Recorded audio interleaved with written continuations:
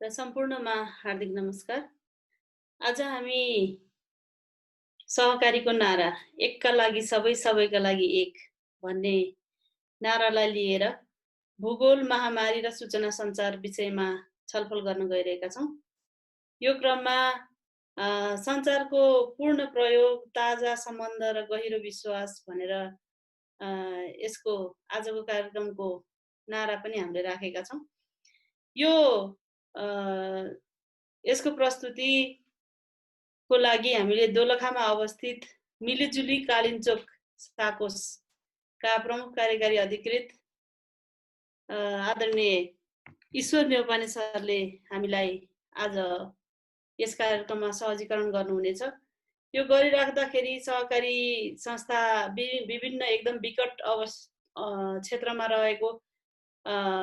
रहेर पनि सधैँ जस्तो सुकै परिस्थितिहरूमा सदस्यलाई सेवा दिएर आम समुदायमा उत्कृष्ट वित्तीय सेवा दिने निकायको रूपमा स्थापित भएको विषय हामीले जनयुद्धको अवस्था थियो।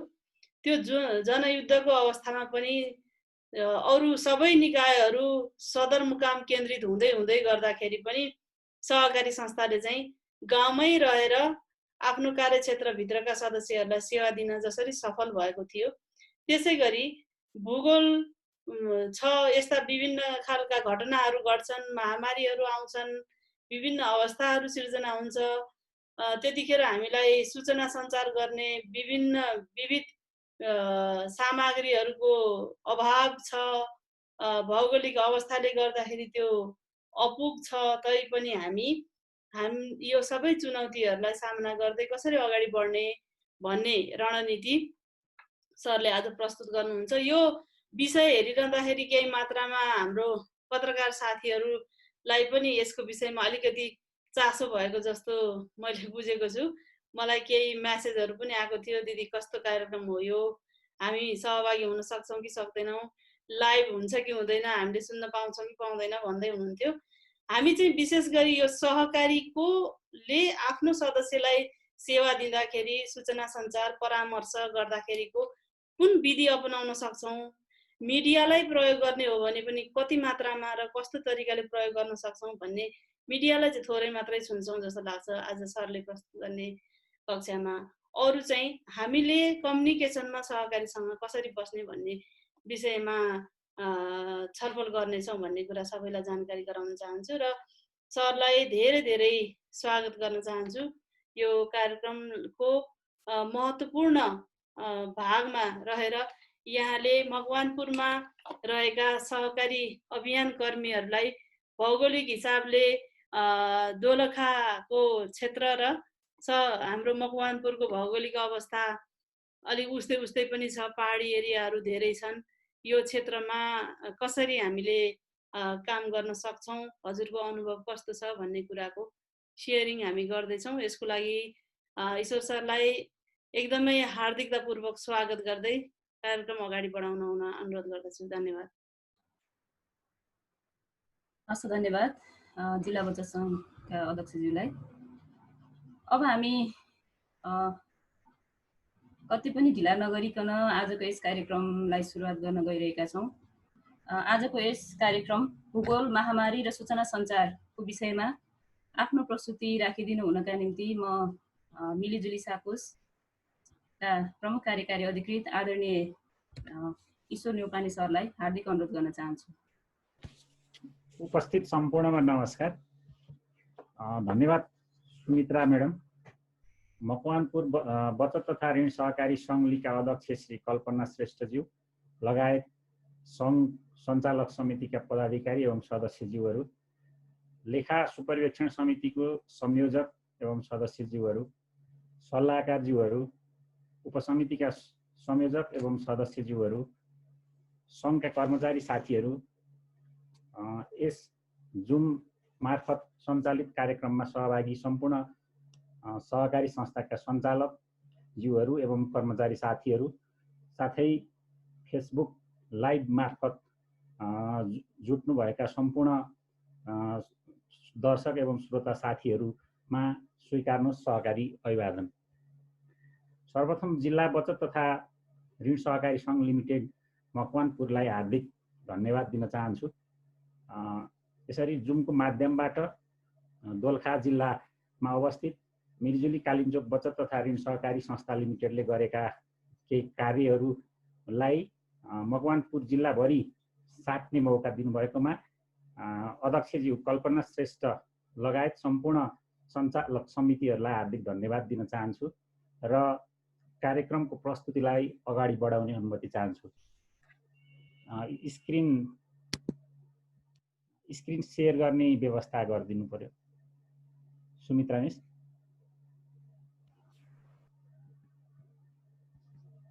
सर भइसकेको छ हेर्नु त। ए हस्।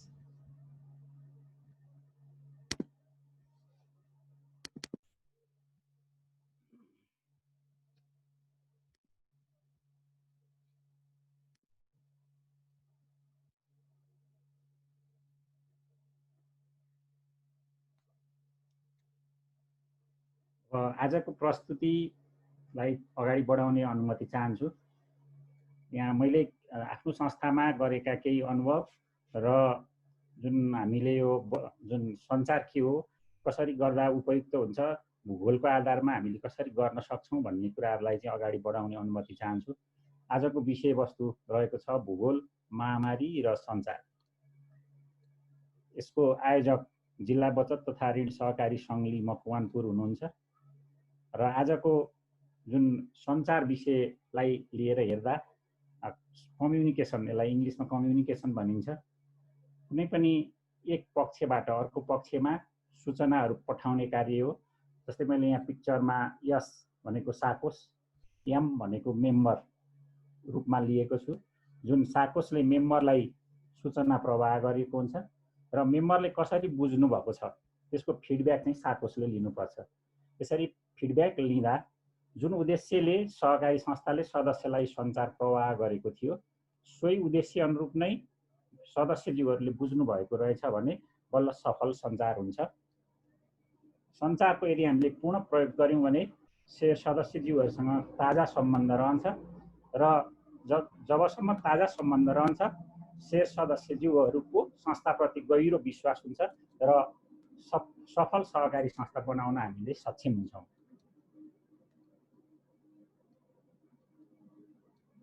मेरो परिचय अघि नै सुमित्रा म्याडमबाट पनि राखिसक्नु भएको छ। म ईश्वर नेउपाने, प्रमुख कार्यकारी अधिकृत, मिलिजुली कालिन्चोक साकोस, भीमेश्वर नगरपालिका 6 चरीकोट दोलखा, प्रदेश मकवानपुर र दोलखाको एउटै प्रदेश बागमती प्रदेश हो र यहाँको जुन प्रादेशिक राजधानी त्यही हेटौँडा नै हो। हामी यस विषयमा पनि गर्व गर्नुपर्छ किनभने हामी एउटै प्रदेश बिचमा भएको अनुभवहरू साट्ने जमर्को गर्दैछौँ। र सरसर्ती मैले आज समेटेको कुराहरू यहाँ सुरुमा राखेको छु विषय सूची। यहाँ विषय सूचीहरू धेरै देखिए तापनि मैले यसलाई सारांशमा प्रस्तुति गर्छु। जस्तै महामारीबाट सहकारी संस्थामा कस्तो असर परेको छ भन्ने विषयवस्तु सुरुमा हेर्नुपर्छ जस्तो लाग्छ। त्यसपछि सञ्चारको महत्त्वको कुरा पिक्चरबाट प्रस्तुत गर्नेछु। सञ्चारमा साकोसको मान्यता कस्तो हुनुपर्छ भन्ने कुरा प्रस्तुत गर्नेछु। कोरोना भाइरसबाट प्रभावको अवस्था, मकवानपुर जिल्लाको भौगोलिक अवस्था, यहाँहरू त पूर्ण विज्ञ हुनुहुन्छ, म पनि कहिलेकाहीँ आएको छु, लगभग मिल्दोजुल्दो छ दोलखा जिल्लासँग। सञ्चार के हो भन्ने कुरामा छलफल गर्छौँ। त्यसैगरी सञ्चारको प्रकृतिहरू, असल सञ्चारका गुणहरू, सञ्चारका प्रकारहरू, प्रभावकारी सञ्चारका सिद्धान्तहरू, प्रभावकारी सञ्चारका अवरोधहरू, प्रभावकारी सञ्चारका फाइदाहरू, सहकारी क्षेत्रमा सञ्चारको परिदृश्य कस्तो छ त हाम्रो देश नेपालमा, त्यसैगरी मकवानपुरमा अथवा दोलखा जिल्लामा कस्तो परिदृश्य छ, यो नेपालभरि नै लगभग मिल्दोजुल्दो छ। त्यसैगरी महामारीमा सदस्य सञ्चार विधिहरू, सहकारीमा प्रभावकारी सञ्चार कार्यान्वयनको लागि के गर्नुपर्छ भन्ने कुराहरू, प्रभावकारी सञ्चारको लागि मानव संसाधनमा हुनुपर्ने गुणहरू, मानव संसाधन भन्नाले सञ्चालक समिति र कर्मचारी दुवैलाई लिएको छु। त्यसैगरी सूचनाको हक सम्बन्धी ऐन 2064 मा सहकारी संस्था, जुन सूचनाको हक सम्बन्धी ऐनले चाहिँ सहकारी संस्थालाई कुन नजरले हेरेको छ र त्यस ऐन अन्तर्गत हामीले पुरा गर्नुपर्ने दायित्वहरू के छन् भन्ने विषयवस्तुमा पनि हामी केही चर्चा गर्नेछौँ।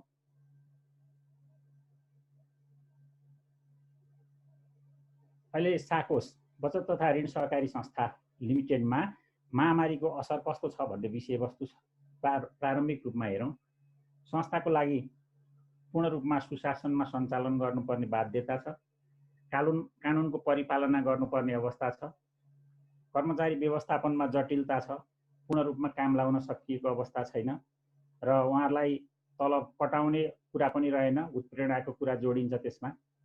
सञ्चालन खर्च न्यून कसरी बनाउने भन्ने हामीलाई टटकारो समस्या छ संस्थागत रूपमा हेर्दा। तरलता व्यवस्थापन भयो, मुनाफा अर्थात् बचत वृद्धि गर्न, बचत गरेर अथवा मुनाफा कमाएर शेयर सदस्यहरूलाई लाभांश दिनुपर्ने अवस्थामा अब हामी कतिसम्म सक्षम हुन्छौँ भन्ने कुरा पनि प्रश्न छ। संस्थागत पुँजी जब मुनाफा नै छैन भने संस्थागत पुँजी वृद्धि गराउने पनि समस्याको अवस्था छ। बचत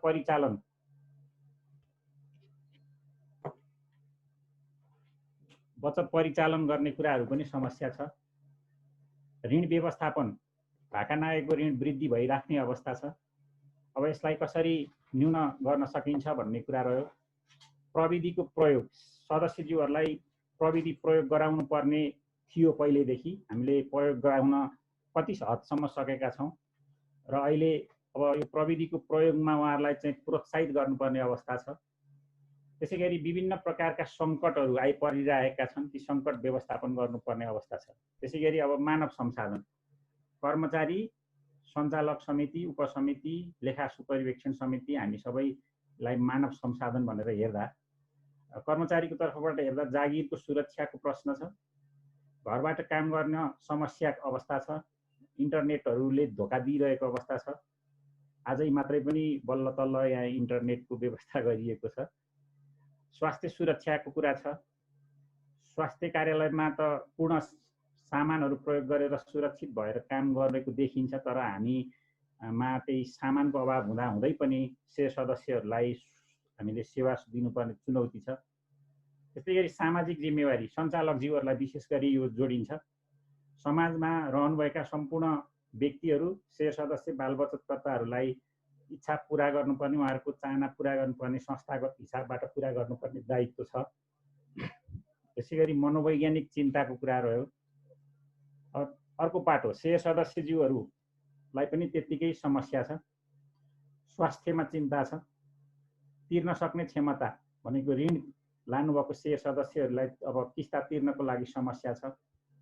प्रविधि प्रयोग गराउनको लागि सहकारी संस्थाहरूले हामीले तालिम प्रभावकारी रूपमा आवश्यक मात्रामा दिन सकेका छैनौँ। त्यो सिक्नुपर्ने आवश्यकता छ। त्यस्तै भावी अनिश्चितता छ। भविष्य के होला, कहिले महामारी चाहिँ कम होला, कहिले हामीले प्रभावकारी काम गर्न सकौँला भन्ने कुराहरू समस्यामा हुनुहुन्छ। व्यवसाय डुब्ने डर छ। वित्तीय संस्थाबाट दबाब, प्रत्यक्ष वा अप्रत्यक्ष रूपमा दबाब त्यो झेल्नु परेको अवस्था छ शेयर सदस्यज्यूहरूको। त्यसै गरी मनोवैज्ञानिक चिन्ता पनि एक ठाउँमा प्रभावकारी रूपमा देखिएको अवस्था छ। अब यस्तो अवस्थामा हाम्रो संस्था, तपाईँ हामीले काम गर्ने संस्थाले कसरी चाहिँ सञ्चार प्रभावकारी बनाउने भन्ने विषयवस्तु आज रहेको छ। सुमित्रा मिस देखिएर सुनिराख्नु भएको छ? हजुर सर, सुनिराखिया छ हैन? हजुर सुनिरहेको सर। ए हस्, म अगाडि बढ्छु। हस् सर। अब हामीले सफल सहकारी संस्था बनाउनको लागि प्रभावकारी सञ्चार रूपी इन्धन संस्थालाई प्रवाह गर्न सक्यौँ भने मात्रै हाम्रो संस्था सफल संस्था बन्नेछ, जुन मकवानपुर जिल्लामा मात्र नभएर नेपालभरि एसियामै पहिचान बनाउन सक्ने संस्था बनाउन सक्नेछौँ। त्यसैले हामीले प्रभावकारी सञ्चार रूपी इन्धन चाहिँ सहकारी संस्थामा प्रवाह गर्नु पर्यो, अनि मात्र सफल सहकारी संस्था बनाउन सक्छौँ। यहाँ एउटा भनाइराख्ने जमर्को गरेको छु। Relationship can not grow without the proper amount of communication. सम्बन्ध चाहिँ उचित सूचनाको माध्यमबाट मात्रै ग्रो हुन्छ, यदि त्यो भएन भने समस्या आउँछ भन्ने भनाइ छ। यसलाई आधार मान्दा पनि हामीले हाम्रो संस्थामा हाम्रा शेयर सदस्यज्यूहरूलाई हामीले प्रयोग गर्न सक्ने जे जानेका छौँ, जानेका माध्यमहरू र नजानेको माध्यम भए पनि सिकेर भए पनि सूचना हामीले प्रवाह गर्न सक्यौँ भने मात्रै 100 सदस्यहरूको संस्था बन्नेछ हाम्रो संस्था। त्यसैले सूचना प्रवाहमा हामीले कुनै पनि कन्जुस्याइ गर्नु हुँदैन। सञ्चारमा साकोसको मान्यता चाहिँ के हुनुपर्छ त भने 99% सही सूचना प्रवाह गरेका छौँ भने पनि त्यो चाहिँ 100% नै गलत हो भनेर बुझ्नु पर्यो। यसको मतलब के हो भने सहकारी संस्थाले आफ्ना 100 सदस्य तथा बाल बचतकर्ताहरूलाई 100% सही सूचना सही समयमा प्रवाह गर्नुपर्दछ। सूचना प्रवाह गर्नु मात्रै सबै कुरा होइन, जुन उद्देश्यले सूचना प्रवाह गरिएको छ सोही उद्देश्यमा 100 सदस्य तथा बाल बचतकर्ताहरूले बुझ्नु भएको छ कि छैन भनेर उहाँहरूको पृष्ठपोषण लिनुपर्ने हाम्रो दायित्व हो। त्यसैले हामी सहकारी कर्मीले के बुझ्नु पर्यो भने 99% सम्म सही सूचना प्रवाह गरेका छौँ भने पनि हाम्रो सोचाइ के हुनु पर्यो भने हामी 100% नै गलत छौँ। के गर्नु पर्यो त अब भने 100% सूचना नै 100 सदस्यहरूलाई सही समयमा सही सूचना प्रवाह गर्नु पर्यो। अनि मात्रै हाम्रो सहकारी संस्था साँच्चै सदस्यहरूको सहकारी संस्था हुन्छ। जस्तै अब सूचना प्रवाह र बुझाइको कुरा जस्तै तालचा र चाबीसँग तुलना गर्न सक्छौँ। जसरी सही चाबी प्रयोग गर्यौँ भने तालचा खुल्छ र हाम्रो प्रवेशद्वार खुल्छ र भित्र प्रवेश गर्न सक्छौँ। त्यसै गरी सूचनामा पनि हामीले जे उद्देश्यले प्रवाह गरेका छौँ सोही उद्देश्य अनुसार नै 100 सदस्यज्यूहरूले बुझेको हुनुपर्छ। र यस्तो अवस्था छैन भने संस्था र सदस्यहरू बीच केही मनमुटाव आउन सक्छ। त्यसैले हामीले 100% सही सूचना सही समयमा प्रवाह गर्नुपर्ने हुन्छ। अब विश्व कोरोना भाइरस कोभिड-19 को महामारीमा छ। अधिकांश देशहरू यसबाट पीडित छन्। यो महामारीमा हाम्रो देश नेपाल पनि पीडामा परेको छ। अब हिजो बेलुकाको डाटालाई हेर्ने हो भने 1401 जनामा हाम्रो देश नेपालमा संक्रमण देखिएको अवस्था छ, जसमध्ये 219 जना निको हुनुभएको छ, 6 जनाको मृत्यु भइसकेको अवस्था छ। अब हामीले मृत्यु भएको संख्यालाई हेर्नुभन्दा पनि निको भएको 219 लाई हेरेर सन्तोष लिनुपर्ने अवस्था छ। विश्वभरिको अवस्था हेर्ने हो भने लगभग 58 लाख व्यक्तिहरू संक्रमित भइसक्नु भएको अवस्था छ। 3,62,000 भन्दा माथि मृत्यु भइसकेको अवस्था छ। हाम्रो देशमा पनि महामारी हिजो आज हेर्दा केही बढेको अवस्था छ। अब यो बढेको अवस्थालाई 100 सदस्यज्यूहरूमा आदेश भएको हुन सक्छ, बाल बचतकर्ताहरूमा आदेश भएको हुन सक्छ। अब संस्थाले कसरी अगाडि बढ्ने भन्ने कुरामा क्रमशः पछाडि राख्दैछु।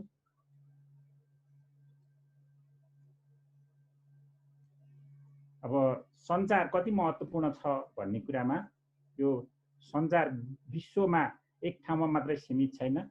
यो विश्वका विभिन्न राज्यहरूमा सञ्चार फैल्याउनु पर्ने छ। जस्तै हाम्रो एसिया महादेश अन्तर्गत बचत तथा ऋण सहकारी संस्थाको छाता सङ्गठन थाइल्यान्डमा छ, जुन छाता सङ्गठनलाई हामी अकु भन्छौँ सर्टमा, छोटो रूपमा। अकुले के सिद्धान्त प्रतिपादन गरेको छ, अकुले आफ्ना 100 सदस्यहरूलाई के कुराहरू सिकाएको छ भनेर हामी जुन थाइल्यान्डमा तयार भएको कुरा हामी नेपालमा बसेर सिक्दैछौँ। त्यसै गरी हाम्रै देशभित्र पनि एक स्थानबाट अर्को स्थानमा, जस्तै एउटा सहकारी संस्थाले के गर्यो, राम्रा कामहरू के गर्यो र ती राम्रा कामहरू हाम्रा संस्थाहरूमा के उपयोगी हुन्छन् र लागू गर्न सकिन्छ भन्ने कुरा हामीले जान्नुपर्छ। त्यसै गरी विश्वमा जस्तै क्यानाडामा के भइरहेको छ, अस्ट्रेलियामा के भइरहेको छ, त्यसै गरी दक्षिण कोरियामा के भइरहेको छ सहकारी क्षेत्रमा, यी कुराहरूलाई चाहिँ हामीले खोजी गर्नुपर्छ र हाम्रो संस्था सुहाउँदो, हाम्रो भूगोल सुहाउँदो कुराहरू लागू गर्नुपर्छ। किनभने विश्वव्यापीकरण भइसकेको अवस्था छ। जस्तै आर्थिक रूपमा इकोनोमिक ग्लोबलाइजेसन भइसकेको अवस्था छ, त्यसै गरी फाइनेन्सियल ग्लोबलाइजेसन कुरा हो, त्यसै गरी कल्चरल सांस्कृतिक ग्लोबलाइजेसन भूमण्डलीकरण भइसकेको अवस्था छ, त्यसै गरी राजनैतिक भूमण्डलीकरण भइसकेको अवस्था छ, समाजशास्त्रीय भूमण्डलीकरण भइसकेको अवस्था छ, प्राविधिक भूमण्डलीकरण भइसकेको अवस्था छ भौगोलिक भूमण्डलीकरण भइसकेको अवस्था छ, पारिस्थितिक भूमण्डलीकरण भइसकेको अवस्था छ, क्रेडिट युनियन अब सहकारी संस्थाहरूको पनि भूमण्डलीकरण भइसकेको अवस्था छ। किनभने क्यानाडामा भएका राम्रा कुरा, अस्ट्रेलियाले गरेका राम्रा कुरा, अमेरिकाले गरेका राम्रा कुरा हाम्रो देश नेपालमा र हाम्रो देशभित्र रहेको मकवानपुर जिल्लामा पनि हामीले लागू गर्नुपर्ने अवस्था आइसकेको छ। त्यसैगरी सञ्चारको पनि भूमण्डलीकरण भइसकेको अवस्था छ। विश्व यसरी भूमण्डलीकरणमा गइसकेको हुनाले हामीले कुनै एक ठाउँमा गरेका राम्रा कुराहरू अर्को सहकारी संस्थाले लागू गर्नुपर्छ र से सदस्यहरूलाई फाइदा दिनुपर्छ, हामीले बुझ्नुपर्ने कुरा छ। अब विश्वमा सहकारी सञ्जाल र सञ्चारको कुरा गर्दा विश्वव्यापी रूपमा सहकारी संस्थाहरू फैलिएका छन्। सहकारी संस्थाहरूले आफ्ना से सदस्यहरूलाई सूचना प्रवाह गर्नुभएको छ। यो पिक्चरबाट पनि विश्वलाई चाहिँ सहकारी सञ्जालले घेरेको भन्ने खालको आशय व्यक्त हुन्छ। सहकारी संस्था स्थापना भएर सहकारी संस्थाका सदस्यहरूलाई सेवा नदिएको देश प्राय पाइँदैन। अब यो नेपालको नक्सा राख्ने अनुमति लिए। यसमा मकवानपुरको नक्सा भयो।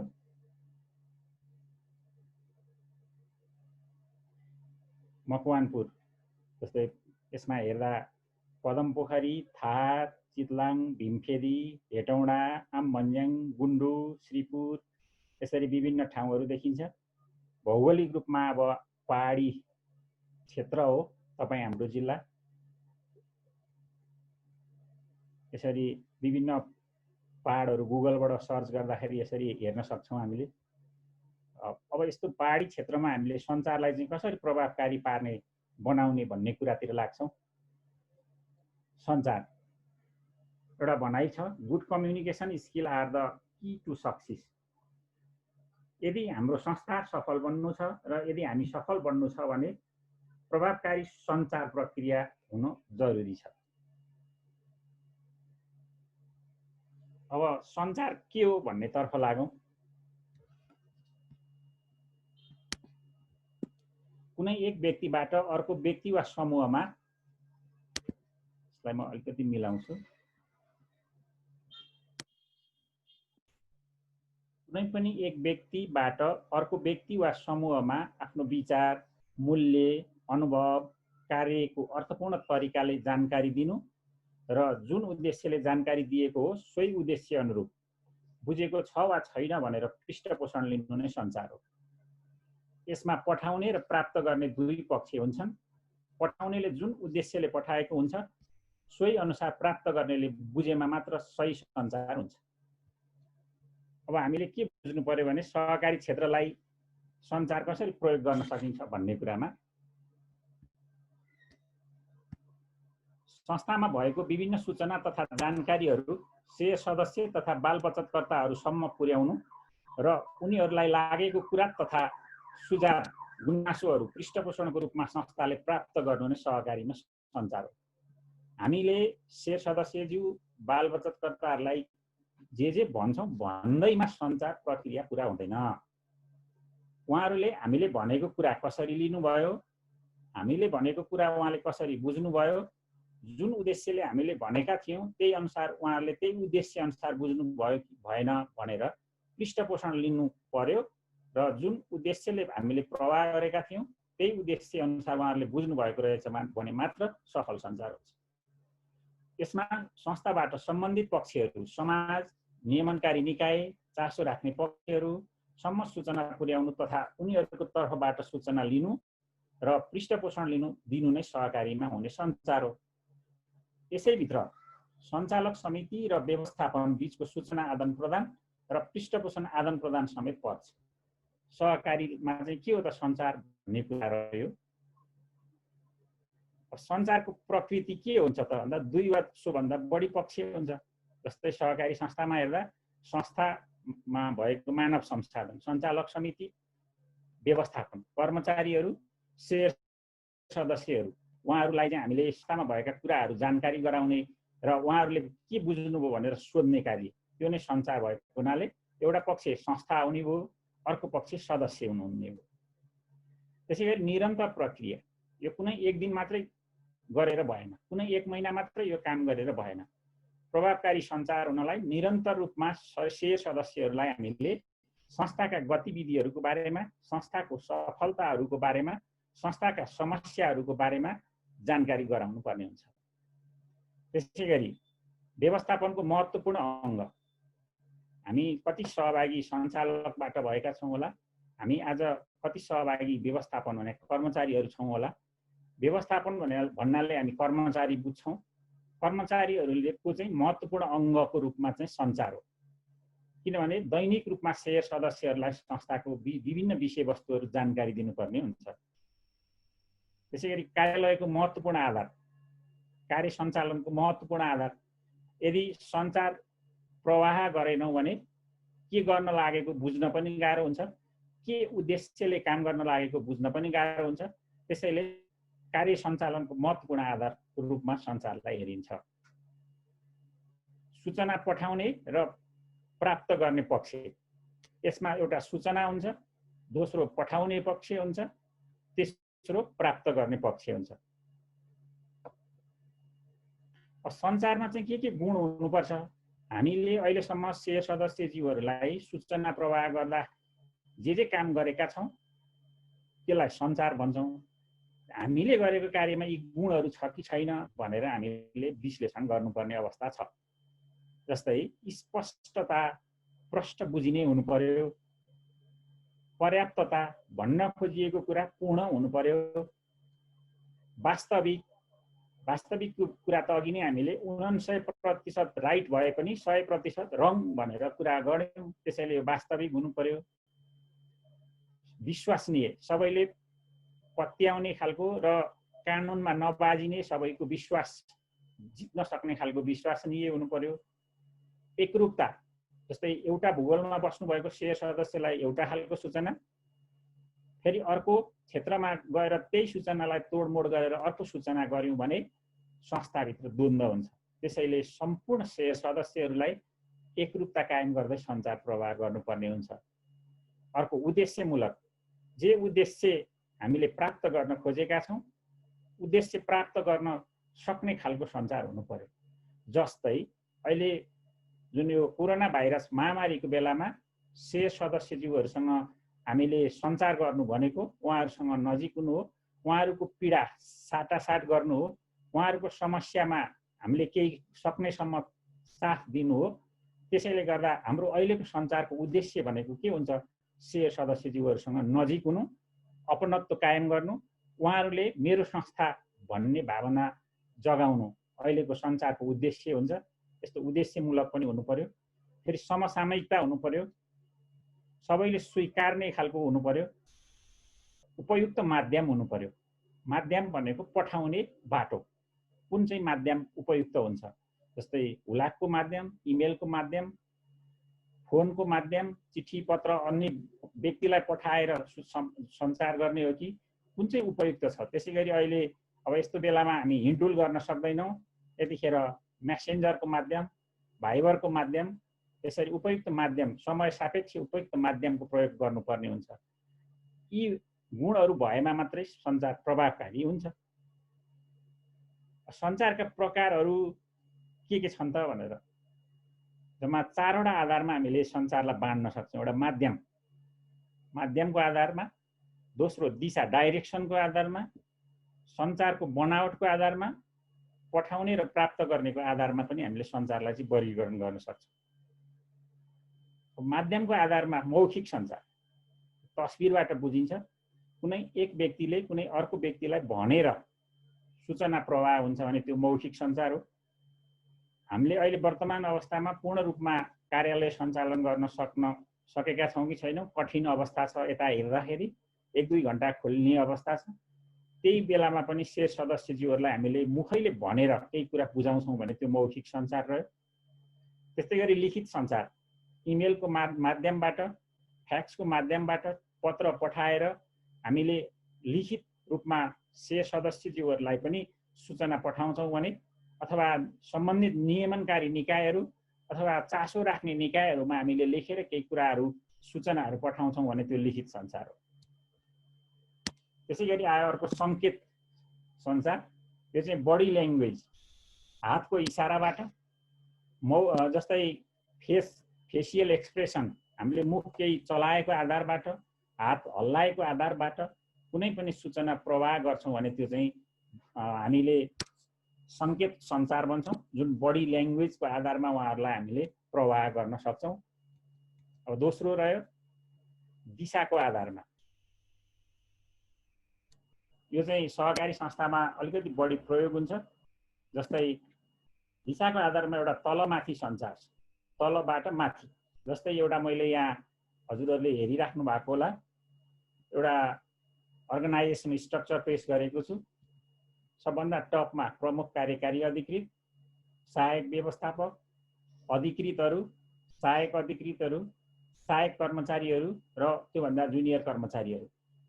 यदि त्यो तल्लो तहको कर्मचारीबाट क्रमशः सहायक कर्मचारी, सहायक कर्मचारीबाट क्रमशः अधिकृत, सहायक अधिकृत स्तर कर्मचारी, त्यसबाट अधिकृत स्तर कर्मचारी, त्यसपछि सहायक व्यवस्थापक हुँदै प्रमुख कार्यकारी र प्रमुख कार्यकारीबाट पनि माथि भनेको चाहिँ सञ्चालक समितितिर तलबाट माथि सूचना प्रवाह हुन्छ भने यसलाई तलबाट माथि सञ्चार भन्छौँ।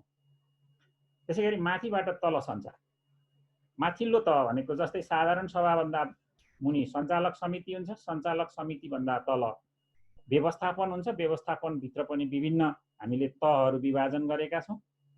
यसरी माथिल्लो तहबाट तल्लो तहतिर सूचना प्रवाह गरिन्छ भने यसलाई माथिबाट तल सञ्चार भन्छ। अर्को समतल सञ्चार, जस्तै अधिकृत बीच हुने सञ्चार, सहायक अधिकृत बीच हुने सञ्चार, त्यसैगरी सञ्चालक समितिको सदस्य बीच हुने सञ्चार चाहिँ समतल सञ्चार हो। अहिलेको महामारीको अवस्थामा हामीले विभिन्न माध्यमहरू प्रयोग गर्नुपर्ने हुन्छ। समतल सञ्चार, माथिबाट तल सञ्चार, तलबाट माथि सञ्चार। किनभने अधीनस्थ कर्मचारीहरूले माथिल्लो तहको कर्मचारीहरूको राय, सल्लाह, सुझाव, यतिखेर आँटको कुराहरू भयो, उत्प्रेरणाका कुराहरू त्यस्तो खोजेको हुन्छ। त्यसैले सिनियर कर्मचारीहरूले आफूभन्दा अधीनस्थ कर्मचारीहरूलाई नआत्तिन सहज रूपमा कार्य सम्पादन गर्न, घरमा बसेर काम गर्ने हो कि कार्यालयमा आएर काम गर्ने हो कि रोगबाट कसरी जोगिने, नआत्तिनुस् भन्ने यस्ता कुराहरू चाहिँ माथिल्लो तह कर्मचारीहरूले तल्लो तहका कर्मचारीहरूलाई सञ्चार प्रवाह गर्नुपर्छ। त्यसैगरी सञ्चालक समितिले प्रमुख कार्यकारी अधिकृतलाई त्यसै गरी नआत्तिन र भविष्यमा समाधान हुन्छ, रोग लागे पनि केही हुँदैन, उपचार गरेर बिसेक हुन्छ आदि कुराहरू भनेर सञ्चालक समितिले कर्मचारीहरूलाई उत्साहित गर्नुपर्ने हुन्छ। त्यसैगरी तल्लो तहका केही गुनासाहरू छन् भने माथिल्लो तहमा क्रमसँग हायरार्की नमिचिकन, श्रृङ्खला नमिचिकन आफ्नो डिपार्टमेन्ट हेडलाई भन्ने, डिपार्टमेन्ट हेडले सिइओलाई भन्ने, सिइओले सञ्चालक समितिलाई भन्ने, समाधान गर्ने, यस्ता कुराहरू क्रमबद्ध रूपमा सञ्चार गर्नुपर्ने हुन्छ।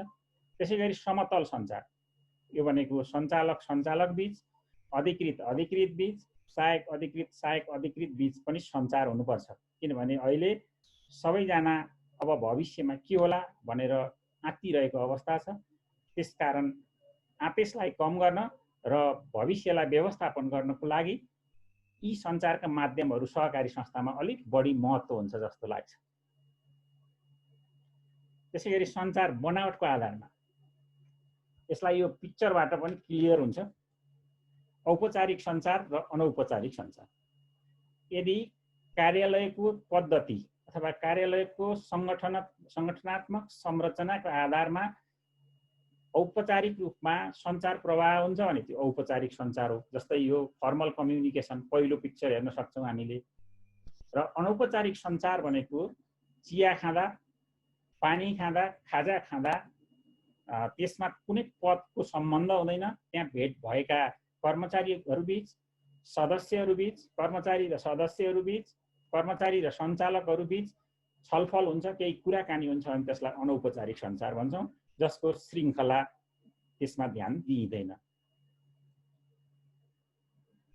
अब पठाउने र प्राप्त गर्नेको आधारलाई लिएर हेर्ने हो भने अन्तर्वैयक्तिक सञ्चार, जस्तै संस्थाको जिम्मेवार व्यक्तिहरूले अब संस्थालाई कसरी सञ्चालन गर्ने, यदि अध्यक्षज्यू हुनुहुन्छ भने अब सञ्चालक समितिलाई कसरी सञ्चालन गर्ने, यस्तो महामारीको अवस्थामा शेयर सदस्यहरूलाई कसरी प्रभावकारी सेवा सुविधा दिने, त्यसैगरी प्रमुख कार्यकारी अधिकृत हुनुहुन्छ भने अब कसरी असार मसान्त आइसक्यो कसरी नाफा देखाउने, देखाएर मात्रै होइन वास्तविक नाफा कसरी कमाउने, नेपाल सरकारलाई नियमअनुसार कर तिरेपछि आएको नाफाबाट कोषहरूको विभाजन कसरी गर्ने, शेयर लाभांश कति प्रतिशतसम्म विभाजन गर्न सकिन्छ आदि इत्यादि आफू भित्रै सोचेर छलफल आफ्नै दिमागभित्र छलफल गर्नुहुन्छ, आफूभित्रै मनमा कुरा खेलाउनुहुन्छ र एउटा निष्कर्ष निकाल्नुहुन्छ भने त्यस्तो सञ्चारलाई चाहिँ अन्तर्वैयक्तिक सञ्चार भनिन्छ। अर्को रह्यो व्यक्ति व्यक्तिबीच सञ्चार, कुनै एक व्यक्तिबाट अर्को व्यक्तिबीच हुने सञ्चार। यसमा दुई व्यक्तिहरू चाहियो अन्तर्व्यक्ति सञ्चारको लागि। त्यसैगरी समूह सञ्चार, जस्तै यसलाई सञ्चालक समितिको बैठकको कुरा लिन सकिन्छ, विभिन्न उपसमितिहरू सहितको संयुक्त बैठकको कुरा लिन सकिन्छ। उहाँहरू बीचमा भएका सूचना आदान प्रदान गरेर उहाँहरूको फिडब्याक लिने, उहाँहरूको सुझाव लिने कार्य गरिन्छ। यस्तो समूहमा गरिने सञ्चार ग्रुप कम्युनिकेसन रह्यो।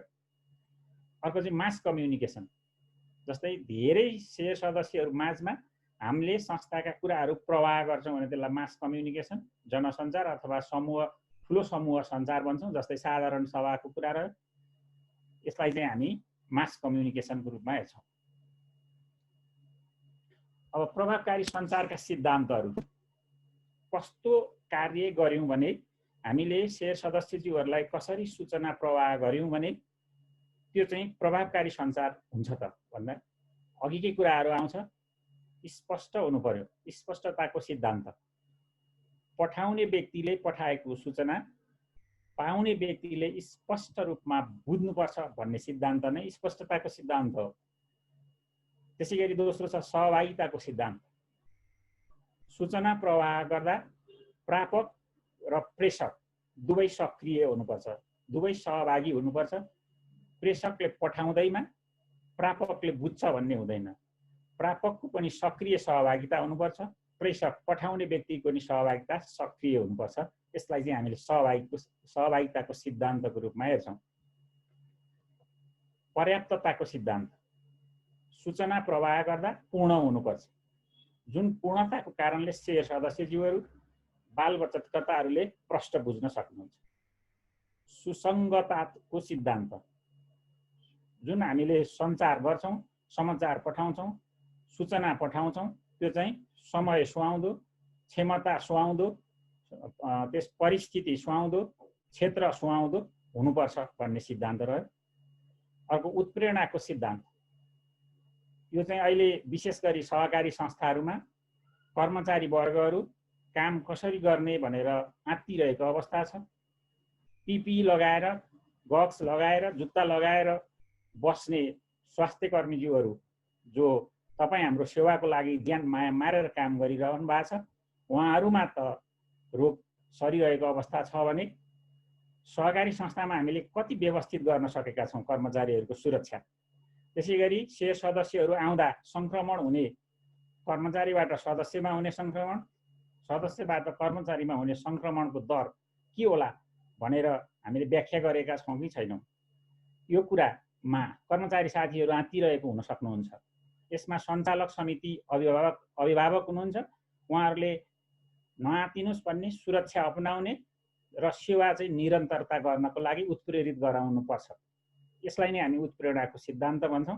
हामीले सहकारी संस्थामा सञ्चालक समितिले कर्मचारीलाई उत्प्रेरित गर्नु पर्यो, कर्मचारी भनेको प्रमुख कार्यकारीलाई उत्प्रेरित गर्नु पर्यो, प्रमुख कार्यकारीले अन्य सम्पूर्ण कर्मचारीलाई उत्प्रेरित गर्नु पर्यो। जसरी ब्याङ्कहरू हप्तामा 2 दिन खोल्ने, त्यो पनि कुन दिन खोल्ने हो थाहा छैन, त्यसो गरेर चाहिँ सेवा हुँदैन। हामीले सेवालाई चाहिँ नियमित गर्ने, तर कर्मचारीहरू पूर्ण सुरक्षित हुनु पर्यो। पूर्ण सुरक्षित छौ भन्ने कुरा ढुक्क बनाउने काम प्रमुख कार्यकारी अधिकृत लगायत सञ्चालक समितिको हुन्छ। यसरी उत्प्रेरित बनाएर अहिले सञ्चार प्रवाह गर्नुपर्ने तत्कारो आवश्यकता छ। यो नै उत्प्रेरणाको सिद्धान्त भयो। त्यसैगरी पृष्ठपोषणको सिद्धान्त, हामीले सञ्चारको लागि जे कुराहरू गर्छौँ पृष्ठपोषण लिएनौँ भने त्यो सञ्चार पूर्ण हुँदैन। जुन उद्देश्यले हामीले सूचना प्रवाह गरेका थियौँ, सञ्चार गरेका थियौँ, त्यही उद्देश्य अनुसार उहाँहरूले बुझ्नुभयो कि भएन भनेर परीक्षण गर्ने विधि भनेको पृष्ठपोषण हो। त्यसैले सूचना प्रापकहरूबाट कुन हिसाबमा बुझ्नु भएको छ भनेर हामीले फिडब्याक पृष्ठपोषण लिनुपर्दछ। प्रभावकारी सञ्चारका अवरोधहरू, अवरोध भनेको बाधाहरू। हामी सञ्चार गर्ने भनेका छौँ, सञ्चार पठाउँदैमा सफल हुँदो रहेनछ, किनभने जुन उद्देश्यले पठायौँ त्यही उद्देश्यले उहाँ बुझाइ भएन भने त्यो सफल सञ्चार हुँदैन। त्यसमा विभिन्न अवरोधहरू हुन्छन्, बाधाहरू हुन्छन्। ती बाधाहरू के हुन्छ भन्ने कुरा पनि सहकारी संस्थाको मानव संसाधनले जान्नुपर्ने हुन्छ। जस्तै भाषागत अवरोध, जस्तै मनोवैज्ञानिक अवरोध, शारीरिक अवरोध, दृष्टिकोण अवरोध, वातावरणीय अवरोध, यी कुराहरू कुन भाषा बुझ्नुहुन्छ, कुन भाषा बुझ्नुहुन्न सेय सदस्यज्यूहरूले यो ध्यान दिनु पर्यो।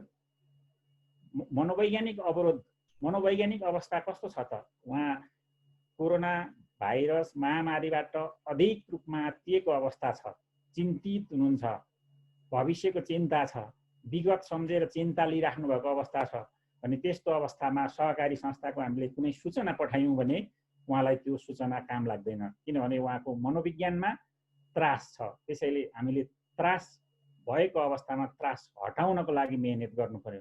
त्यस्तै शारीरिक अवरोध, शारीरिक अवरोध भन्नाले जस्तै हामीले केही बोलेर सूचना पठायौँ तर उहाँ कान सुन्न सक्नुहुन्न, लेखेर कुनै सूचना पठायौँ, सञ्चार गर्यौँ तर उहाँ आँखा देख्न सक्नुहुन्न भने त्यो पनि एउटा अवरोध हो।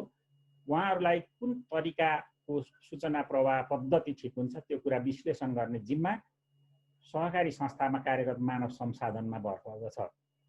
त्यसै गरी दृष्टिकोण अवरोध, एटिच्युड, कस्तो खालको दृष्टिकोण लिइरहेको अवस्था छ, त्यस्तो बेलामा उहाँले कुन हिसाबले बुझ्नुहुन्छ यो कुरा पनि प्रश्न छ। त्यसै गरी वातावरणीय अवरोध, हो हल्लाको अवस्था, त्यस्तै गरी वातावरणमा सहकारी संस्थाप्रति सकारात्मक वा नकारात्मक वातावरण भएको अवस्थामा पनि पठाएको सञ्चार बुझाइमा फरक पनि ल्याउँछ। त्यसैले वातावरणलाई पनि विश्लेषण गरेर वातावरण अनुकूल हुने गरी हामीले सञ्चार प्रवाह गर्नुपर्छ, अनि मात्र हाम्रो सही रूपमा सफल सञ्चार हुन सक्छ। अब प्रभावकारी सञ्चार गर्यौँ भने फाइदा के हुन्छ त? सहकारी संस्थालाई केही सिक्ने र सिकाउने मौका मिल्छ, प्रभावकारी र फलदायी निर्णय गर्न सकिन्छ, किनभने सूचना पठाउँछौँ, उहाँहरूको फिडब्याक लिन्छौँ, त्यसपछि गरेको निर्णयमा उहाँहरूको पनि अपनत्व हुन्छ। त्यसैले प्रभावकारी र फलदायी निर्णय हुन्छ। अर्को छ महत्त्वपूर्ण सम्बन्ध कायम गर्न सकिन्छ। यस्तो महामारीको बेलामा सेय सदस्यज्यूहरूसँग हामी नजिक हुन सक्यौँ भने त्योभन्दा राम्रो सम्बन्ध के नै होला र? त्यसैले महत्त्वपूर्ण सम्बन्ध कायम गर्नु छ भने यही बेलामा हामीले सञ्चारका विभिन्न माध्यमहरू प्रयोग गरेर सेय सदस्य र संस्था बीचको दूरीलाई नजिक पार्नुपर्ने हुन्छ। त्यसै गरी समय र लागतको बचत गर्न सकिन्छ, सफल बन्न सकिन्छ। सदस्यहरू खुसी हुनुभयो भने सहकारी संस्था अवश्य सफल हुन्छ। सूचना परिणाममुखी बनाउन सकिन्छ, समस्यालाई सहज समाधान गर्न सकिन्छ। कुनै कुरा लुकायो भने सेय सदस्यज्यूहरू रिसाउन सक्नुहुन्छ। कर्मचारी बीचमा पनि केही कुरा लुकायौँ भने जोदेखि लुकाइयो उसले चित्त दुखाउन सक्छ। सञ्चालक बीचमा पनि हामीले केही कुरा लुकायौँ भने जोबाट लुकाइयो ऊ रिसाउन अथवा चित्त दुखाउन सक्छ। त्यस्तो अवस्थामा सहज समाधान गर्न सकिँदैन।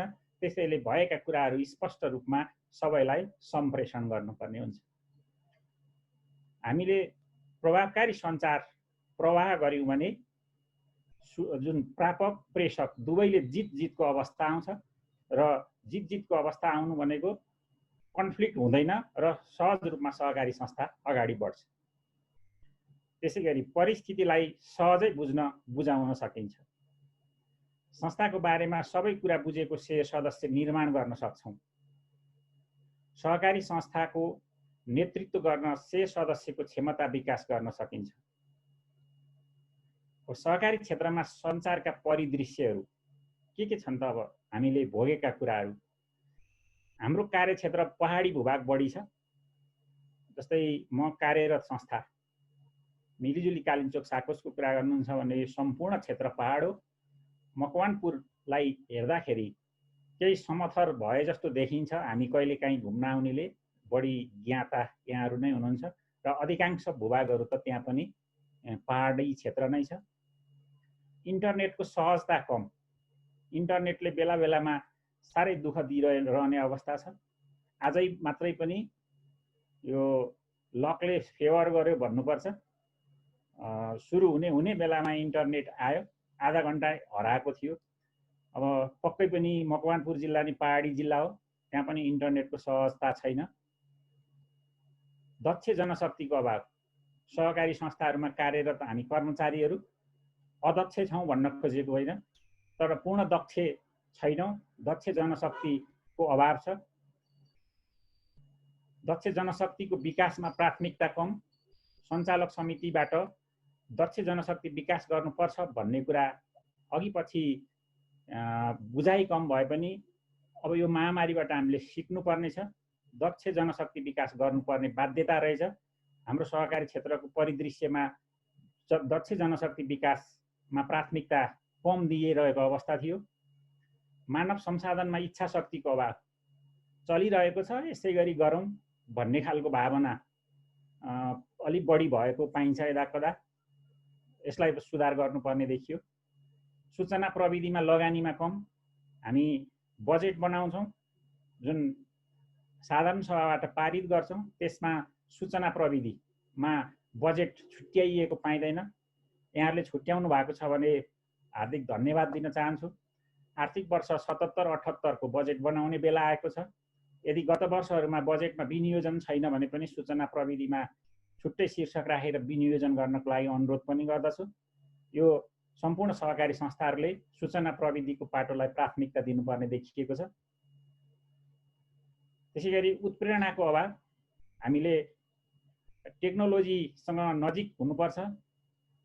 टेक्नोलोजी आफूले मात्रै जाने भएन, सञ्चालक समिति, सम्पूर्ण कर्मचारी, सकेसम्म सम्पूर्ण सदस्यहरूलाई चाहिँ सिकाउनुपर्छ, उत्प्रेरित गराउनुपर्छ भन्ने, उत्प्रेरणा प्रवाह गर्नुपर्छ भन्ने भावना कता कता अभाव जस्तो देखिन्छ। त्यसैगरी सूचना प्रविधि क्षेत्रमा तालिमको अभाव, अनुसन्धान र विकासमा बजेट विनियोजनको अभाव। रिसर्च एन्ड डेभलपमेन्टमा सहकारी संस्थाहरूले क्षमता अनुसार बजेट छुट्याउनु पर्ने हो, तर प्राय छुट्याएको पाइँदैन।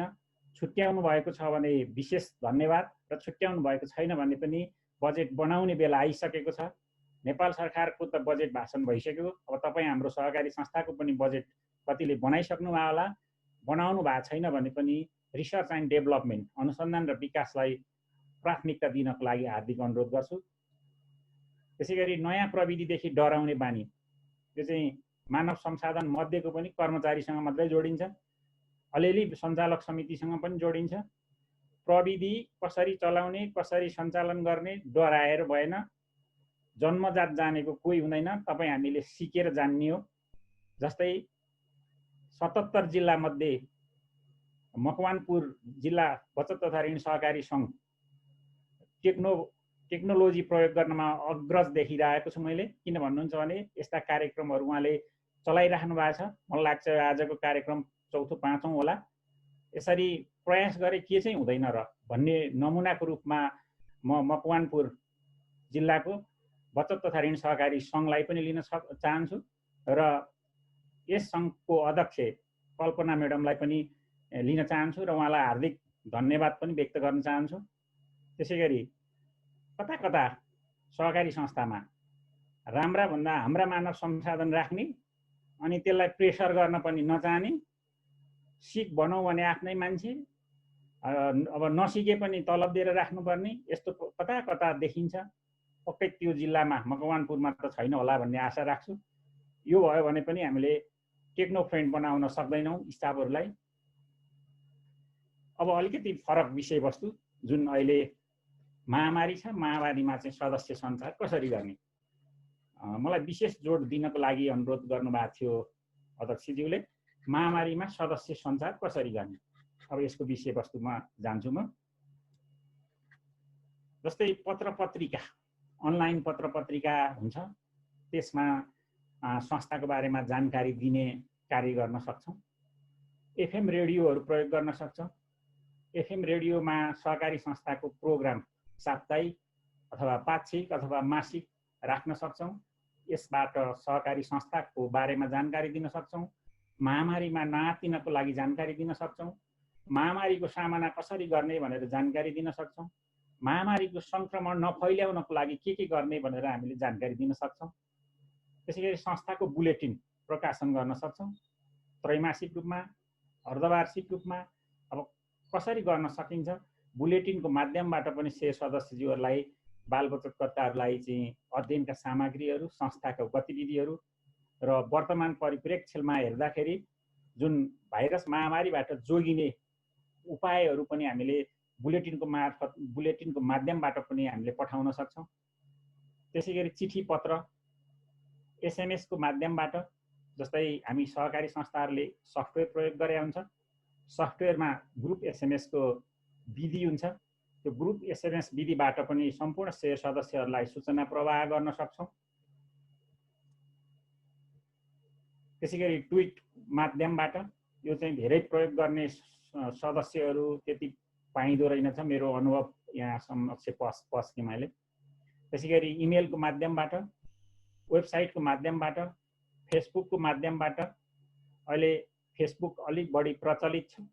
फेसबुकको माध्यमबाट पनि शेयर सदस्यहरूलाई हामीले शिक्षा प्रवाह गर्न सक्छौँ, उहाँहरूलाई उत्साहित बनाउन सक्छौँ, उहाँहरूलाई उत्प्रेरित बनाउन सक्छौँ।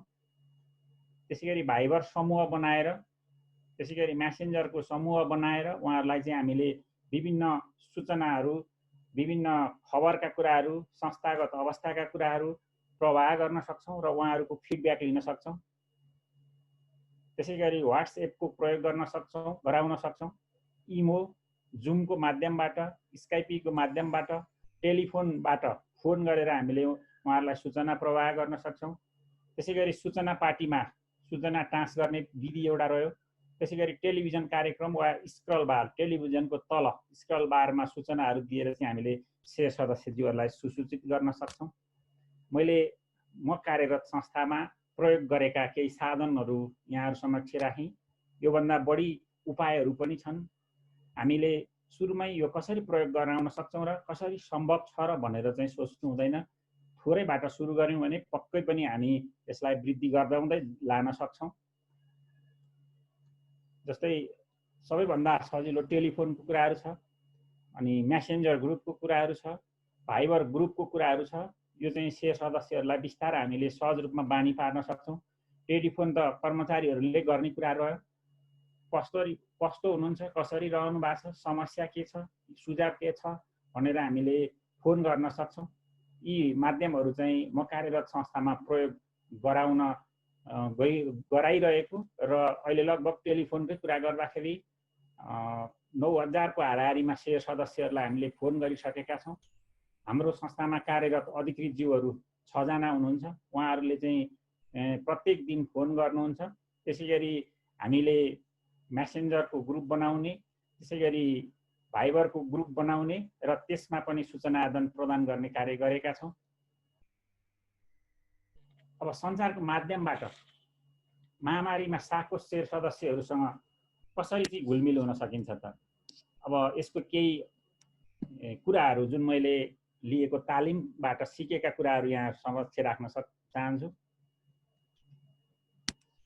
जस्तै महामारी सामना गर्ने विधिहरू मैले एउटा राष्ट्रिय सहकारी बैंक लिमिटेड एनसीबीएल को ट्रेनिङमा सिक्ने मौका पाएको थिएँ, जुन कुरा यहाँहरू समक्ष राख्ने अनुमति पनि चाहन्छु र राष्ट्रिय सहकारी बैंक लिमिटेडलाई हार्दिक धन्यवाद पनि दिन चाहन्छु।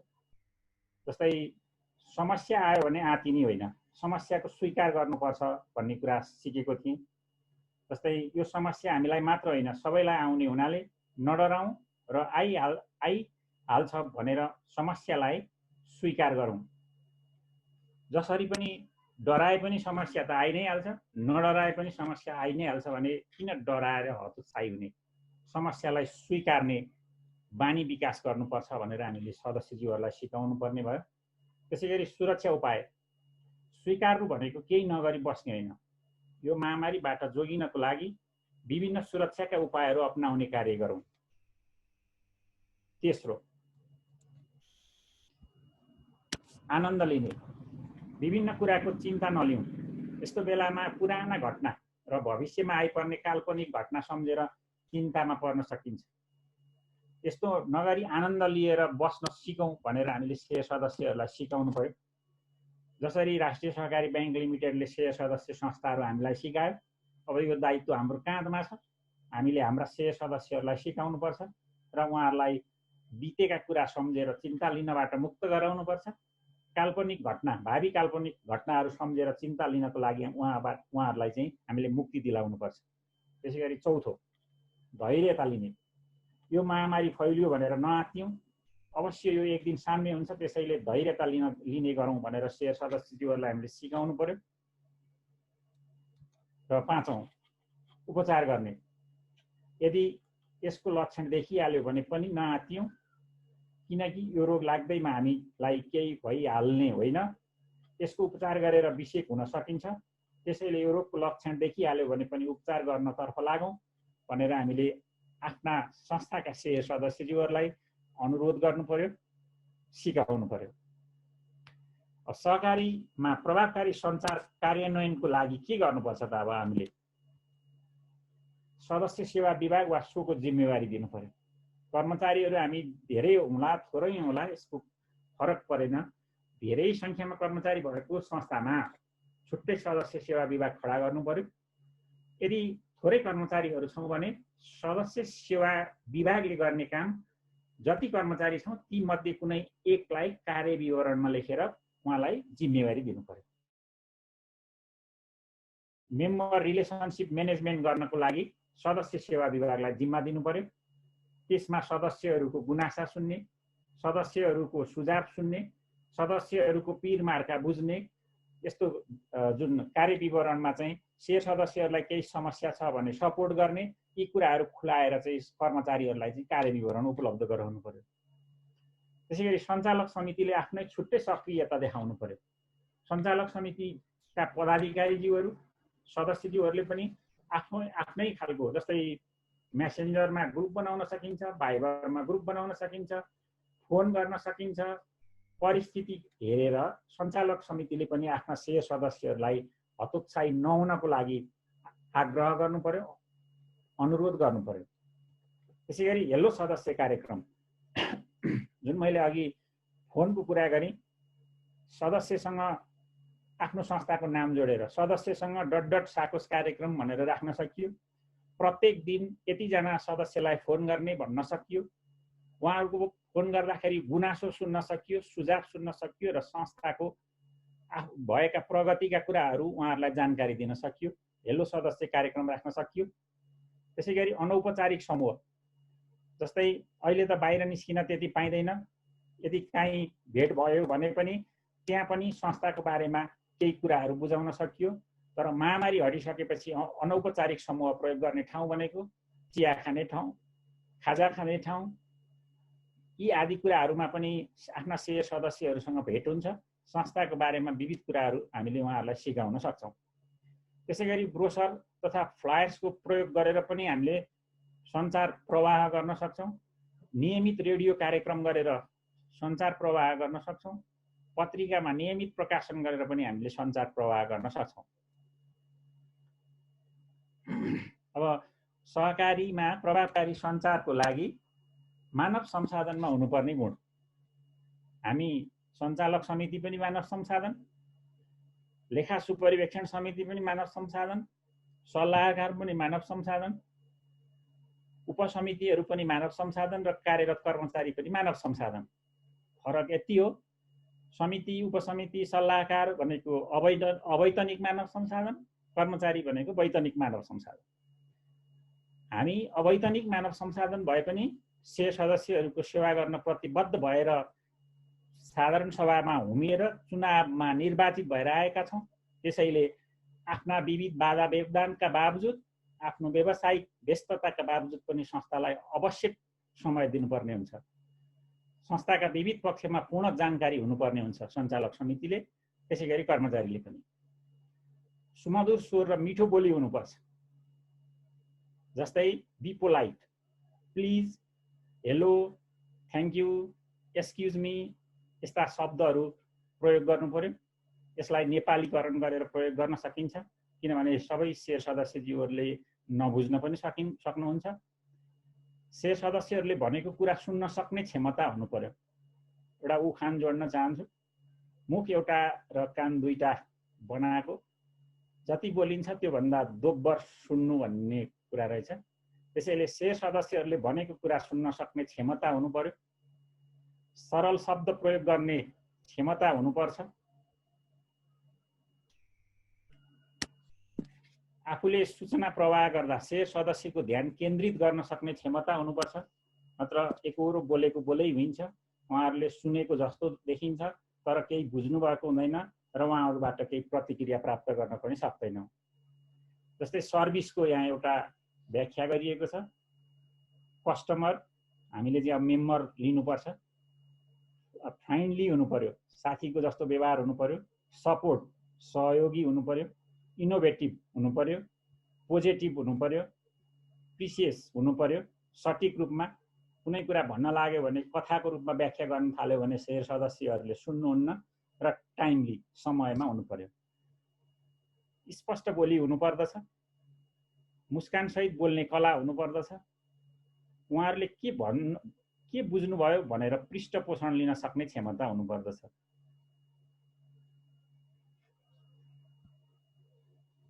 अब सञ्चारका यति कुराहरू गऱ्यौँ हामीले। सदस्यहरूसँग नजिक हुने कुरा, सदस्यहरूको अपनत्व गराउने कुरा, सदस्य र संस्था एकै हो र सहकारी संस्था शेर सदस्यको हो भन्ने र बनाउने कुराहरू गऱ्यौँ। यसै कुरालाई सपोर्टको लागि सूचनाको हक सम्बन्धी ऐनलाई पनि केही ध्यान दिनुपर्ने हुन्छ। मैले यस विषयमा 2-4वटा स्लाइड लिएको छु। जुन सूचनाको हक सम्बन्धी ऐन 2064 मा सहकारी संस्थाको अवस्था कस्तो छ त, जस्तै अब सूचना माग गर्न सकिने सार्वजनिक निकायहरू भनेर व्याख्या गरेको छ, जसमा सङ्घीय सरकार, प्रदेश सरकार, स्थानीय तह, संवैधानिक अङ्गहरू, सबै प्रकारका सरकारी निकायहरू, राजनैतिक दलहरू, गैर सरकारी संस्थाहरू, त्यसैगरी कानुनद्वारा स्थापित जुनसुकै संस्था र यहाँनिर एउटा छुट्टै छ हेर्नु, सहकारी र निजी क्षेत्र। त्यसैले हाम्रो सहकारी संस्था सूचनाको हक सम्बन्धी ऐनलाई पनि ध्यान दिनुपर्ने संस्था हो। सहकारी संस्थाले सूचनाको हक सम्बन्धी ऐन 2064 लाई पनि ख्याल गर्नुपर्छ। प्रभावित क्षेत्रहरू जुन त्यो ऐन कहाँ लागू हुन्छ त, त्यसले प्रभाव के गर्छ? नागरिकको सूचनाको हकको सम्मान गर्ने, दिन मिल्ने र दिन नमिल्ने सूचना छुट्याएर राख्ने, विभिन्न राष्ट्रिय भाषामा सूचना तयार गर्ने। यो राष्ट्रिय स्तरको भएर विभिन्न राष्ट्रिय भाषा भन्यो। हाम्रो सहकारी संस्थामा चाहिँ शेर सदस्यहरू हेरेर सकिन्छ भने शेर सदस्यहरूले बुझ्न सजिलो भाषामा रूपान्तरण गर्न सक्यौँ भने हामीलाई पनि फाइदा हुन्छ। सूचना प्रवाहमा आम सञ्चारको प्रयोग गर्ने, सूचना प्रवाहमा दक्ष तुल्याउन कर्मचारीलाई तालिम दिने, कम्तीमा 20 वर्षसम्मका सूचना अद्यावधिक गर्ने, अधिकतम खुलासाको सिद्धान्त अपनाउने। यो सूचनाको हक सम्बन्धी ऐनमा गरिएको व्यवस्था भयो। त्यसैगरी सूचना अधिकारीको व्यवस्था भनिएको छ।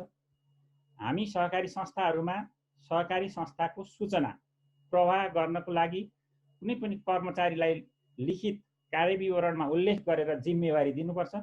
त्यस्तो व्यक्तिलाई हामी सूचना अधिकारी भन्छौँ। यो हामीले गरेका छैनौँ भने यसलाई प्राथमिकतामा राखेर अब तपाईँ हामीले छिट्टै गर्नुपर्ने हुन्छ।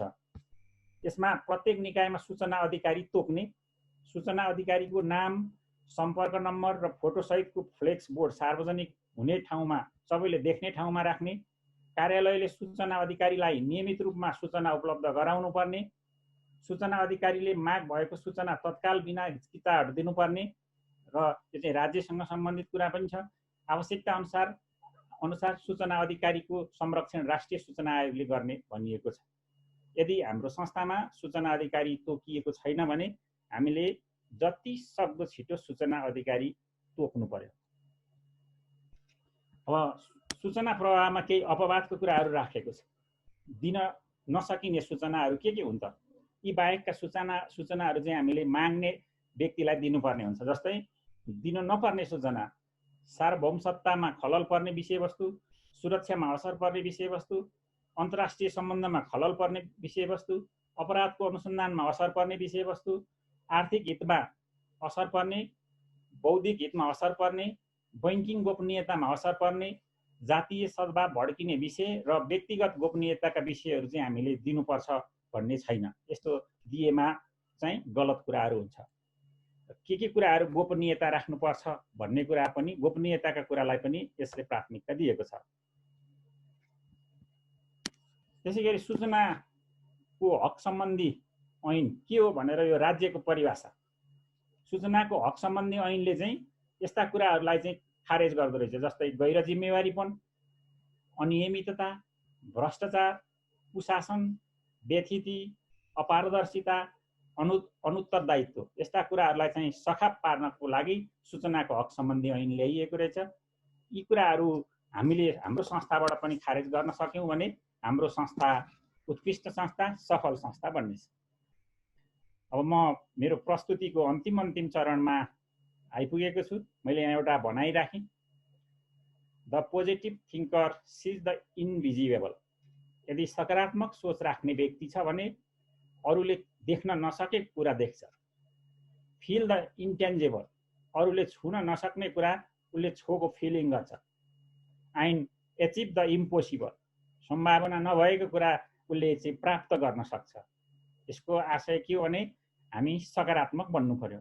यी कुराहरू प्रस्तुति भए यो गर्न सकिएला र गर्न सकिन्छ र यस्तो सबैले गरेका छन् र भन्ने मात्रै हामी नकारात्मक सोच छ भने त्याग्नु पर्यो, सकारात्मक सोच्नु पर्यो। सकारात्मक सोच राख्यौँ भने सफल हुन्छ भन्ने कुरा यसले सिकाउँछ। त्यसैगरी हामी सदस्यहरूलाई परिवर्तन गर्न चाहन्छौँ भने सुरुवात चाहिँ आफैबाट गर्नु पर्यो। आफू परिवर्तित भएमा संस्थामा आबद्ध सदस्यज्यूहरूलाई परिवर्तित गर्न सक्छौँ। त्यसैगरी हामीले हिजो जे गरिरहेका छौँ आज भोलि पनि त्यही मात्र गर्छौँ भने हिजो हामीले जे पाइरहेका थियौँ आज र भोलि पनि सोही कुरा मात्र पाउँछौँ। त्यसैले यसको आशय के हो त? केही कुरा नयाँ पाउनु छ भने, अरूभन्दा बढी सफल हुनु छ भने, नयाँ कुरा प्राप्त गर्नको लागि आशा राखेका छौँ भने हामीले पनि नयाँ काम सुरु गर्नु पर्यो, नयाँ तरिकाबाट काम सुरु गर्नु पर्यो। हिजो नगरेका काम जुन राज्यको ऐनले गर्न हुँदैन भनेका बाहेकमा हिजो नगरेका कामहरू सुरु गर्नु पर्यो। अनि मात्र हामीले नयाँ सफलता, नयाँ उचाइ प्राप्त गर्न सक्छौँ। अब यहाँहरूको जिज्ञासा, मेरो प्रस्तुतिमा केही जिज्ञासा छ भने यहाँहरूले यहाँ राखिदिनु हुन अनुरोध गर्छु। त्यसैगरी म पनि एउटा सहकारी संस्थामा काम गर्ने कर्मचारी हुँ।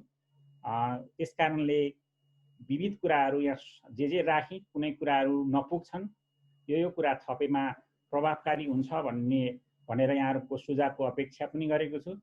त्यसैगरी म कार्यरत संस्था मिलिजुली कालिन्चोक साकोसमा गरेका कार्यहरू यहाँ समक्ष राखेँ। यो कुरा चाहिँ अझ थप गर्नुपर्ने रहेछ भनेर यहाँहरूले सुझाव दिनुहुन्छ भन्ने मैले अपेक्षा पनि गरेको छु। यिनै अपेक्षाहरू र जिज्ञासा केही छ भने जिज्ञासाको अपेक्षा गर्दै अहिले प्रस्तुतिबाट चाहिँ बिदा माग्छु। हस्, नमस्कार। धेरै धेरै धन्यवाद ईश्वर सरलाई। यो व्यस्त समयमा पनि यहाँले जुन सहज रूपमा सञ्चारको विषयमा प्रश्न पारिदिनु भएको छ, सरको एकदमै महत्त्वपूर्ण प्रस्तुतिको लागि म एकदमै धेरै आभार प्रकट गर्न चाहन्छु। ईश्वर सरबाट प्रस्तुति भएको प्रस्तुतिकरणमा यहाँहरूको केही जिज्ञासा छ भने जिज्ञासा राख्नको लागि अनुरोध गर्न चाहन्छु। यहाँहरूले च्याट बक्समा पनि आफ्नो केही जिज्ञासाहरू छ भने पठाउन सक्नुहुन्छ र केही जिज्ञासाहरू छ भने ह्यान्ड रेज पनि गर्न सक्नुहुन्छ। यसै गरी बज्रबाराई साकोस बज्रबाराईका रञ्जित अर्याल सरलाई आफ्नो केही जिज्ञासा राखिदिनु हुन म अनुरोध गर्न चाहन्छु। धन्यवाद सुमित्रा म्याडमलाई। यस जिल्ला पञ्चायत सङ्घका अध्यक्षज्यू, सञ्चालकज्यू लगायत यस कार्यक्रममा उपस्थित सम्पूर्णमा सहकारी अभिवादन व्यक्त गर्न चाहन्छु। ईश्वर सरले जुन यो सूचनाको हक सम्बन्धी सूचना सम्बन्धी चाहिँ जानकारीहरू व्यक्त गर्नुभयो। यो एकदमै राम्रो। यो सहकारीका सञ्चालकहरू, सहकारीका व्यवस्थापन प्रमुखहरूले बुझ्नुपर्ने कुरा रहेछ। यो चाहिँ हामीले एउटा सधैँ रूपमा मात्रै बुझिरहेका थियौँ। आज ईश्वर सर मार्फत यसको गहिराईसम्म बुझ्न पायौँ। त्यसको लागि धेरै धेरै धन्यवाद। सरको एकदम शालीन प्रस्तुति भएको हुनाले यसमा मैले खासै केही जिज्ञासा देखिनँ। एकदम राम्रो छ सरको प्रस्तुति। धेरै धेरै धन्यवाद सरलाई। हस् त, रञ्जित सरलाई एकदमै धेरै धेरै धन्यवाद। उहाँको तर्फबाट केही जिज्ञासाहरू त आएको छैन। यसै गरी जिज्ञासाकै लागि म महिला जनशक्ति साकोसका व्यवस्थापक माया तामाङज्यूलाई पनि अनुरोध गर्न चाहन्छु। धन्यवाद। जिल्ला प्रमुख सङ्घ मकवानपुरका व्यवस्थापक सुमित्रा कुमारी वाइबजीलाई। के अरे, सर्वप्रथम त यहाँहरू सम्पूर्णलाई मेरो नमस्कार र सहकारी अभिवादन पनि व्यक्त गर्न चाहन्छु। जुन यो महामारीको समयमा अहिले हामीले यो भर्चुअल भनौँ न अनलाइन कार्यक्रमहरू सञ्चालन गरिरहनु भएको छ जिल्ला बचत सङ्घबाट। त्यसको निम्ति जिल्ला बचत सङ्घलाई धेरै धेरै धन्यवाद दिन चाहन्छु। खासै आजको कार्यक्रम जुन भूगोल महामारी र सूचना सञ्चार कार्यक्रम सञ्चालन गर्नुभएको छ, त्यसमा ईश्वर सरको प्रस्तुतिमाथि कुनै जिज्ञासा भन्दा पनि अलिकति बुझ्न चाहेको कुराहरू, सुन्न चाहेको कुराहरू मैले सुने। भनौँ न, अहिले हामीले महामारीको अवस्था या सामान्य अवस्थामा पनि सदस्यहरूलाई कसरी सूचना दिन सकिन्छ, भनौँ न सूचना यदि प्रभावकारी भएन भने संस्थाको नराम्रो म्यासेजहरू जान सकिन्छ सदस्यहरूलाई भन्ने कुराहरू बुझे। र अलिकति कस्तो भने प्रभावकारी सूचना दिनु नै राम्रो हुने रहेछ, सञ्चार राम्रो दिनुपर्ने रहेछ सदस्यहरूलाई भन्ने कुराहरू बुझ्यौँ। त्यसमा पनि हामीले सदस्यहरूलाई सूचना त दिइराख्यौँ, सञ्चार पनि गरिराख्यौँ। हरेक कार्यक्रमहरू गर्दाखेरि, संस्थाबाट कार्यक्रमहरू गर्दाखेरि सदस्यलाई सूचना दिएर नै कार्यक्रम सञ्चालन गरिरहेको अवस्थामा जुन आज सरबाट जुन प्रस्तुति गर्नुभयो, त्यो प्रस्तुतिले अझै थप कसरी गर्न सकिँदो रहेछ भन्ने कुराहरू जान्यौँ। त्यसको निम्ति ईश्वर सरलाई धेरै धेरै धन्यवाद दिन चाहन्छु। र यसलाई म जिज्ञासा भन्न चाहन्न। मैले धेरै कुराहरू सिकेँ। सदस्यहरूलाई सञ्चार गर्ने विधिहरू, तरिकाहरूदेखि लिएर यो महत्त्वपूर्ण सञ्चार सञ्चालनको महत्त्वपूर्ण आधारहरू के रहेछ भन्ने कुराहरू पनि सिकेँ। र अन्तमा सरबाट सकारात्मक सोचबाट नै सबै कुरा हुँदो रहेछ। कुनै पनि कुरालाई नेगेटिभ नलिकन यही महामारीलाई पनि हामीले आउँछ र त्यसलाई पनि एउटा महामारी हो, तर नकारात्मक नसोचिकन सकारात्मक रूपले सोचेर अगाडि बढ्यो भने सफल सहकारी बन्न हामीलाई मद्दत पुग्नेछ भन्ने कुराहरू सिकेँ। यही नै हो। सबैलाई धेरै धेरै धन्यवाद। धन्यवाद। हस् त, धन्यवाद मायाजी। यहाँले सरले प्रस्तुति गर्नुभएको प्रस्तुतिकरण एकदमै उत्कृष्ट रहेको र सबै कुराहरू सरले एकदमै सहज रूपमा जानकारी गराउनु भएको थियो। यसमा सहभागी ज्यूहरूबाट कसैबाट पनि जिज्ञासाको रूपमा जिज्ञासा हामीले प्राप्त गर्न सकेका छैनौँ। यहाँहरूको सुझाव सल्लाहहरू आज यहीँ जुमबाटै दिनुपर्छ भन्ने कुरा नि भएन। हामी त अब नजिकैको हौँ र हाम्रो सदरमुकाम जुन यो प्रदेश सरकारको राजधानी पनि हेटौँडा हो। त्यहाँ आउने जाने क्रममा भेटघाट भइ नै रहन्छ। म योभन्दा पहिला पनि त्यहाँ मकवानपुरका 4वटा संस्थाहरू जस्तै रातोमाटे, पदमपोखरी, गढी लगायत निगुवाटार, यी 4वटा संस्थामा पुगेको पनि छु। मलाई 4वटा संस्थाको बारेमा चाहिँ राम्ररी थाहा छ र त्यही सिनारियोमा हेर्दा मकवानपुर जिल्ला बचत तथा ऋण सहकारी सङ्घले एकदम सक्रिय नेतृत्व गर्नुभएको छ। आफ्ना सदस्य संस्थाहरूलाई साँच्चैको छाता बन्न सफल हुनुभएको छ। यसमा म कल्पना म्याडम लगायत यसभन्दा अघिल्लो अध्यक्षज्यू राधा सिन्तान म्याडमलाई पनि हार्दिक धन्यवाद दिन चाहन्छु। र आउँदा दिनमा पनि यहाँहरूको केही जिज्ञासा भएमा अब हामी जस्तै मेसेन्जरको माध्यमबाट जुम त्यस्तै जुमकै माध्यमबाट भयो, त्यसै गरी भाइबरको माध्यमबाट कनेक्ट हुन सक्छौँ र अनुभवहरू साटासाट गर्न सक्छौँ भन्ने कुराहरू राख्दै सम्पूर्णमा सहभागी भइदिनु भयो, सुनिदिनु भयो, हार्दिक धन्यवाद दिन चाहन्छु र सहभागी हुने मौका दिनुभएकोमा जिल्ला बचत सङ्घ सञ्चालक परिवार र कर्मचारी परिवारलाई पनि हार्दिक धन्यवाद दिन चाहन्छु। धन्यवाद। हस् त, धन्यवाद ईश्वर सरलाई। हजुरले पनि आफ्नो एकदमै व्यस्त समयलाई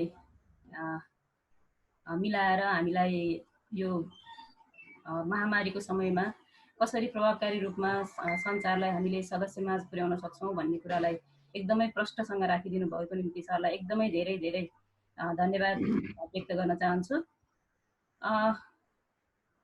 हुन्छ, अब हामी आजको यस कार्यक्रमलाई समापन गर्नतर्फ लागिरहेका छौँ।